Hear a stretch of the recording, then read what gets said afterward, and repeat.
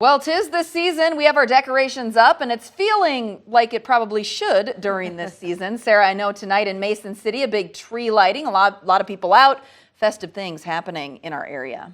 Absolutely. And, like you said, it feels like it should. At least feels like it's cold out there. But, man, it would be nice if it was at least a little bit warmer, closer to at least the average. Normally, temperatures are still, high temperatures, I should specify, are still above the freezing point for this time of the year. But we have not reached that point in quite a long time.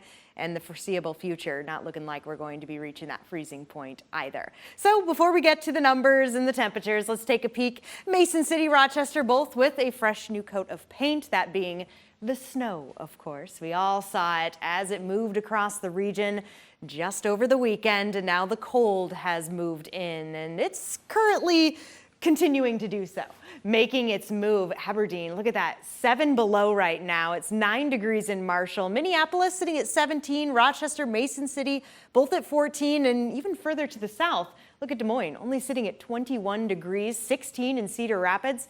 It's cold. So let's bring it a little closer to home, and we can see some of us are actually a little warmer than some of those places. Forest City, Garner, both at a balmy 19 degrees. There's that 14 in Rochester, Mason City. Some of us a little cooler though. Charles City currently sitting at only 12 degrees. And I mentioned it at the top of the newscast. These numbers have been kind of going all over the place throughout the day. A lot of it due in part to the cloud cover, how much we're seeing there, the snow, that makes a big difference as well. The winds, what direction they're coming from and where.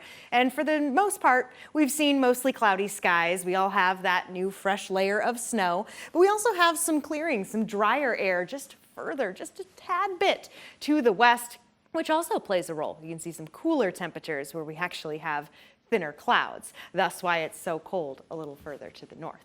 All right, but that being said, we've got the drier air here behind me, but then further off to the southeast, still quite a bit of activity going on there as a potent, another one, winter storm moves through. So the big question, are we going to be seeing any of that? Not exactly, no, but we will continue to see cloud cover just build in, maybe a breaking apart here or there as we go through our Tuesday. This is around 8 a.m.